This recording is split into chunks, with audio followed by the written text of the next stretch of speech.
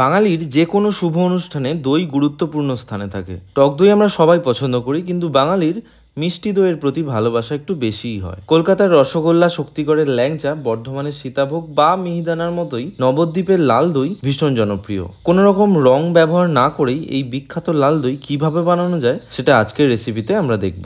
দই বসানোর জন্য উপকরণগুলির পরিমাপ কিন্তু ভীষণ ইম্পর্টেন্ট একটা ফ্যাক্টর। 1 লিটার দুধের জন্য 200 গ্রাম চিনি ও 50 গ্রাম পাউডার মিল্ক লাগবে। 200 গ্রাম টক দই প্রথমেই জল ঝরিয়ে নিতে হবে। আচ্ছা, এরপর চিনি সিরাপ বা ক্যারামেলটা বানিয়ে নেব। কড়াই গরম করে চিনি দিয়ে তার মধ্যে 1 কাপ জল দিয়ে মিডিয়াম ফ্লেমে নাড়তে থাকো, যতক্ষণ না ঠিক এইরকম একটা চকলেট কালার আসছে।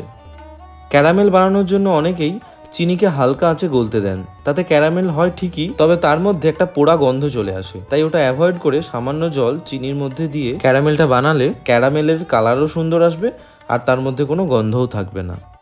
একটা জিনিস মাথায় রাখা দরকার, ক্যারামেল বানানোর জন্য কিন্তু গ্যাসের ফ্লেম মিডিয়াম টু লোতে থাকবে আর ক্যারামেলটা কনস্ট্যান্ট নাড়তে হবে।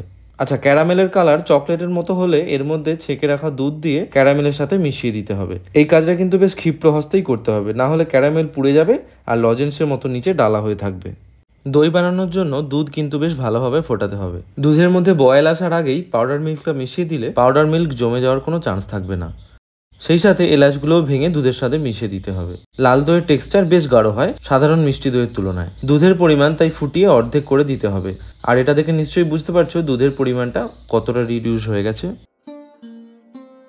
এইবার গ্যাস অফ করে দুধটা একটু ঠান্ডা হতে দাও। ছোটবেলায় দেখতাম বাড়িতে যখন কোনো অনুষ্ঠানে দই বসানো হতো তখন দুধ ঠান্ডা করার জন্য সারাক্ষণ দুধটা হাতা দিয়ে নাড়া হতো।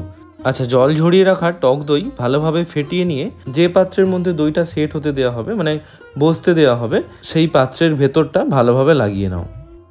দুধ ঠান্ডা হতে দিলে এর মধ্যে সর পড়বে, খেয়াল রেখো এই সরটা যেন দুধের সঙ্গে ভালোভাবে মেশানো হয়।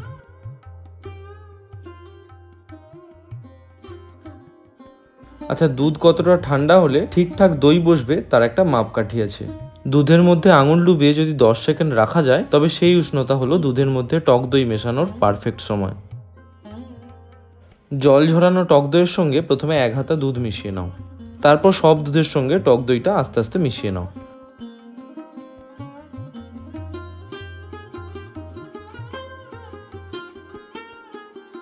দুধের সঙ্গে টক দই ভালোভাবে মিশিয়ে নিয়ে তৈরি করে রাখা মাটির বা পাথরের বা কাঁচের বাটিতে দইকে জমতে দাও।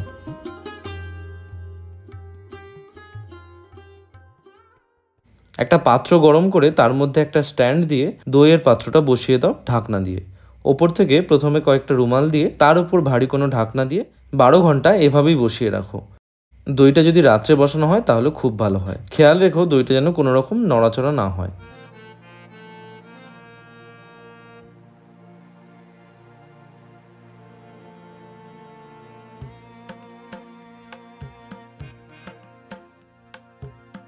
আচ্ছা, 12 ঘন্টা পরে দেখো দইটা ঠিক কতটা পারফেক্টলি বসে গেছে।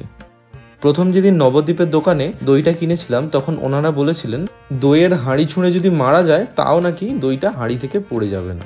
আর এই দেখো আমার বানানো লাল দই। যে পাত্রে দইটা বসানো হয়েছিল সেটা উল্টে দিলেও দই কিন্তু মাটিতে পড়ে যাচ্ছে না। এই লাল দইয়ের স্বাদ খুব যে কড়া মিষ্টি হয় তা কিন্তু নয়, বেশ টক টক মিষ্টি মিষ্টি ভাব থাকে, যেটা দইয়ের মধ্যে থাকা উচিত আর কি।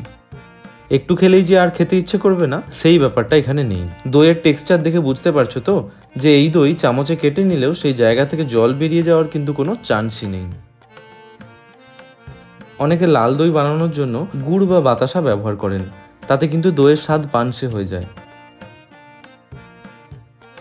নবদ্বীপের বিখ্যাত এই লাল দইয়ের রেসিপি তোমাদের কেমন লাগলো সেটা কিন্তু অবশ্যই কমেন্ট করে জানাবে। আর হ্যাঁ, প্রান্তিকের রান্নাঘর চ্যানেলের রেসিপিগুলো যদি তোমাদের ভালো লাগে তাহলে অবশ্যই চ্যানেলটা সাবস্ক্রাইব করে পাশের বেল আইকনে ক্লিক করে অল ক্লিক করে রাখো। সবাই ভালো থাকো, সুস্থ থাকো, দেখা হচ্ছে নেক্সট এপিসোডে।